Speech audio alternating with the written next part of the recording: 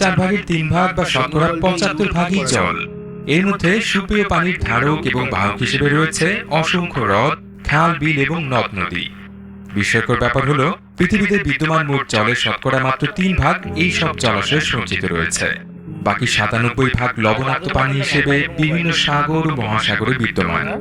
এই মহাসাগরগুলোর মধ্যে আটলান্টিক, প্রশান্ত এবং ভারত মহাসাগরের নাম বিশেষভাবে উল্লেখযোগ্য।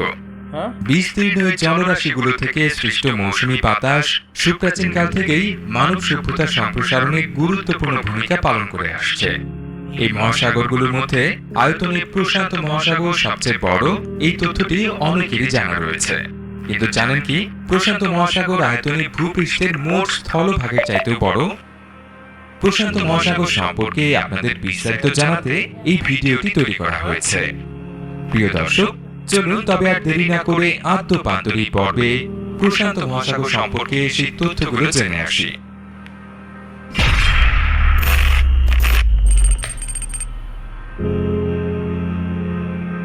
বিশ্বের বৃহত্তম জলাধার প্রশান্ত মহাসাগরের আয়তন প্রায় ১৭ কোটি বর্গ কিলোমিটার বা প্রায় ৬.৫ কোটি বর্গ মাইল। পৃথিবীর সব স্থলভাগের আয়তন যোগ করলে দাঁড়াবে প্রায় ১৫ কোটি বর্গ কিলোমিটার। অর্থাৎ পৃথিবীর মোট স্থলভাগের পুরোটাই প্রশান্ত মহাসাগরে ডুবিয়ে দেওয়া যাবে। পৃথিবীর মোট জলপৃষ্ঠের শতকরা ৪৬ ভাগ বা প্রায় অর্ধেকই এই প্রশান্ত মহাসাগরের অন্তর্ভুক্ত। পূবে আমেরিকা এবং পশ্চিমে এশিয়া মহাদেশের মধ্যবর্তী পুরোটাই এই মহাসাগরের অংশ। ৫ ডিগ্রি উত্তর অক্ষাংশ বরাবর এই মহাসাগরের বিস্তৃতি সবচেয়ে বেশি। ইন্দোনেশিয়া থেকে শুরু করে কলম্বিয়ার উপকূল পর্যন্ত এই এলাকার দৈর্ঘ্য প্রায় ২০,০০০ কিলোমিটার।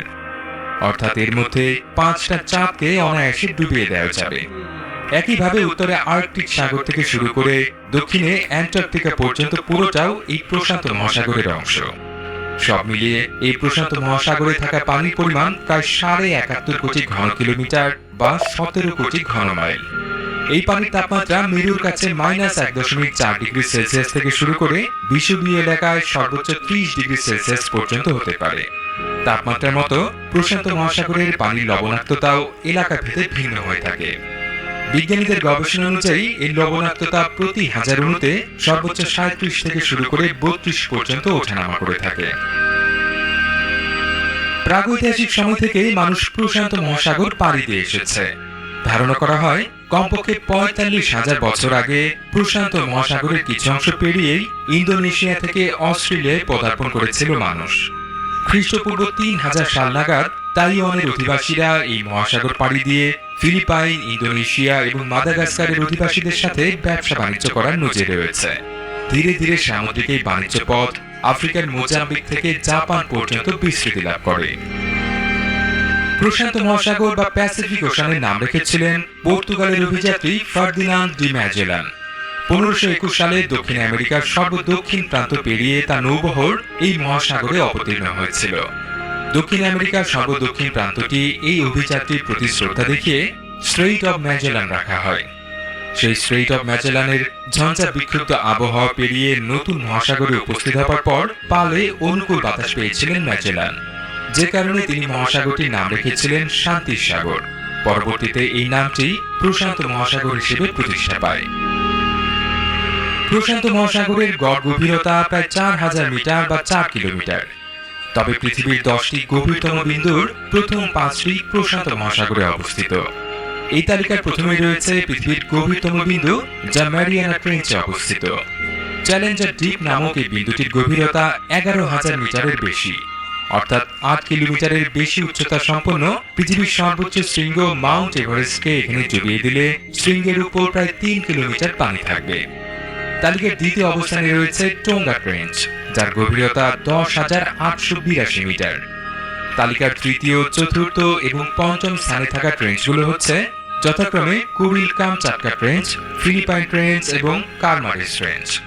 এর সবগুলোর গভীরতাই ১০,০০০ মিটার বা ১০ কিলোমিটারের বেশি।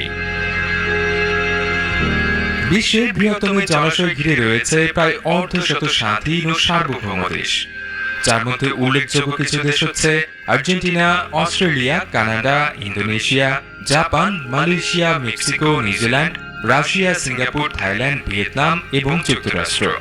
এছাড়া চীন এবং তাইওয়ানের দখলেও এই মহাসাগরের কিছু অংশ রয়েছে। শুধু তাই না, এই মহাসাগরের বিভিন্ন স্থানে রয়েছে 25,000-এরও বেশি দ্বীপ। পৃথিবীর আর কোনো জলাশয়ে এত বেশি সংখ্যক দ্বীপের অবস্থান নেই। এই দ্বীপগুলোর মধ্যে আয়তনের বিচারে মেলানেশিয়া অঞ্চলে অবস্থিত নিউগিনি দ্বীপটি গ্রিনল্যান্ডের পর বিশ্বের বৃহত্তম দ্বীপ হিসেবে স্বীকৃতি পেয়েছে। এটি প্রশান্ত মহাসাগরে অবস্থিত দ্বীপগুলোর মধ্যে বৃহত্তম। সুবিশাল প্রশান্ত মহাসাগরকে গবেষণা ও প্রশাসনিক কাজের জন্য কয়েকটি ভাগে ভাগ করা হয়েছে। ইন্টারন্যাশনাল ডেট লাইন বা আন্তর্জাতিক তারিখ রেখা দ্বারা একে 2 ভাগে ভাগ করা সম্ভব। তাছাড়া বিষুব রেখা দ্বারাও এটি 2 ভাগে বিভক্ত। এছাড়া এই মহাসাগরে অবস্থিত 25,000 দ্বীপ ও তার অধিবাসীদের মূলত 3টি ভাগে ভাগ করা হয়েছে। এগুলো হচ্ছে মাইক্রোনেশিয়া, মেলানেশিয়া এবং পলিনেশিয়া। এর মধ্যে মাইক্রোনেশিয়ার অবস্থান বিষুব রেখার উত্তর এবং আন্তর্জাতিক তারিখ রেখার পশ্চিম।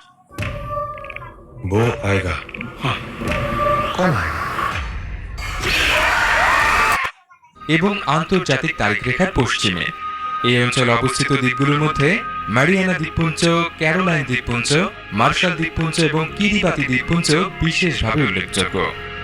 বিষুব রেখার দক্ষিণে এবং আন্তর্জাতিক তারিখ রেখার পশ্চিমাঞ্চলটিকে মেলানেশিয়া নাম দেওয়া হয়েছে।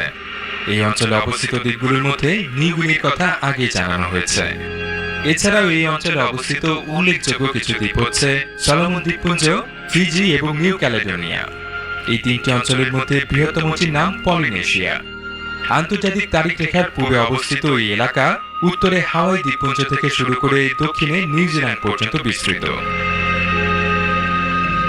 নাম প্রশান্ত মহাসাগর হলেও ভূমিকম্প, আগ্নেয়গিরির অগ্নুৎপাত, সামুদ্রিক ঝড় আর সুনামির মতো মহা বিপজ্জনক প্রাকৃতিক দুর্যোগের জন্ম দিতে এই সমুদ্রের জুড়ি মেলাভার। বিশ্বের সবচেয়ে সক্রিয় 2টি ট্রপিক্যাল সাইক্লোন বেসিনের অবস্থান এই প্রশান্ত মহাসাগরে। পূর্ব প্রশান্ত মহাসাগরে অবস্থিত বেসিন উৎপন্ন ঝড়গুলো হ্যারিকেন নামে পরিচিত। এগুলো মূলত মেক্সিকো এবং যুক্তরাষ্ট্রের পশ্চিম ও দক্ষিণ পশ্চিম উপকূলে আঘাত হানে।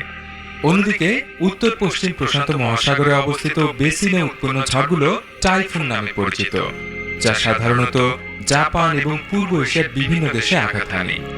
শুধু তাই না, এই প্রশান্ত মহাসাগর জুড়ে বিস্তৃত রয়েছে প্রায় 40,000 কিলোমিটার বা 25,000 মাইল দীর্ঘ আগ্নেয়গিরির একটি বেল্ট।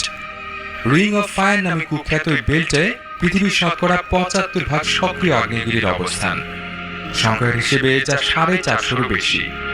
কন্টিনেন্টাল এবং ওশানিক একাধিক প্লেটের সংযোগস্থল হিসেবে এই রিং অফ ফায়ার পৃথিবীর শতকরা 90% ভূমিকম্পের জন্য দায়ী।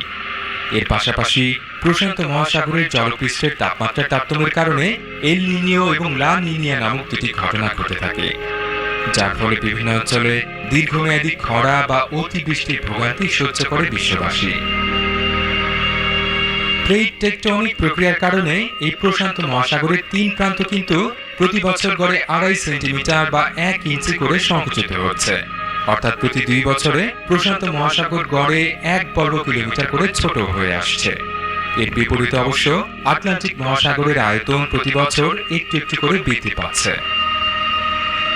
পৃথিবীর বৃহত্তম মহাসাগরের জীব বৈচিত্র্যের পরিমাণও বিশ্বের সর্বোচ্চ, অর্থাৎ বিশ্বের সর্বোচ্চ সংখ্যক সামুদ্রিক জীব এই প্রশান্ত মহাসাগরে বসবাস করে।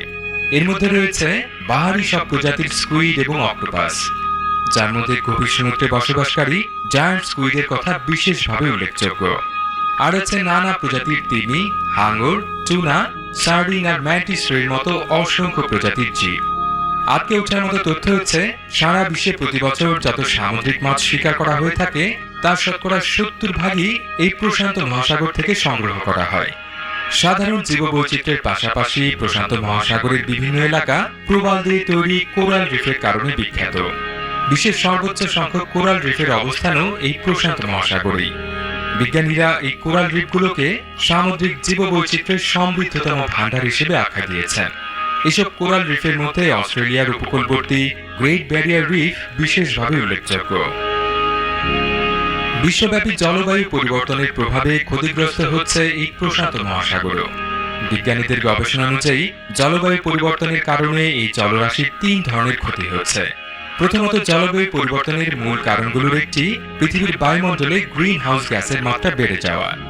মিথেন এবং কার্বন ডাইঅক্সাইড ও কার্বন মনোক্সাইডের মতো এসব গ্যাস সমুদ্রের পানিতে দ্রবীভূত হয়ে কার্বনিক অ্যাসিডের মতো বিভিন্ন অ্যাসিডে পরিণত হয়। যার ফলে পানির পিএইচ মাত্রা আশঙ্কাজনকভাবে হ্রাস পায়।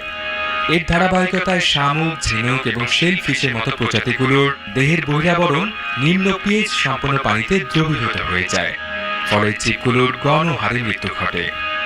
সম্প্রতি অস্ট্রেলিয়ার গ্রেট ব্যারিয়ার রিফ সাদা হয়ে যাওয়ার নেপথ্য কারণও এটি ছিল। দ্বিতীয় ক্ষতিটি হয় বৈশ্বিক উষ্ণায়নের ফলে সমুদ্রের পানির গড় তাপমাত্রা বৃদ্ধি পাওয়ার কারণে। এর ফলে অনেক সামুদ্রিক জীবের পক্ষে বংশবিস্তার সম্ভব হয়ে ওঠে না, যার ধারাবাহিকতায় প্রজাতিটি বিলুপ্ত হয়ে যেতে পারে। আর তৃতীয় ক্ষতিটি হচ্ছে বিভিন্ন হিমবাহ এবং দুই মেরুর বরফ গলে যাবার কারণে প্রশান্ত মহাসাগরের সমুদ্র পৃষ্ঠের উচ্চতা ক্রমেই বেড়ে চলেছে। বিজ্ঞানীদের হিসেবে কিছু এলাকায় এই বৃদ্ধির হার স্বাভাবিক হারের দ্বিগুণেরও বেশি। এর কারণে উপকূলবর্তী জীববৈচিত্র্য এবং উপকূলে বসবাসরত জনপদ সবই হুমকির মুখে পড়ছে।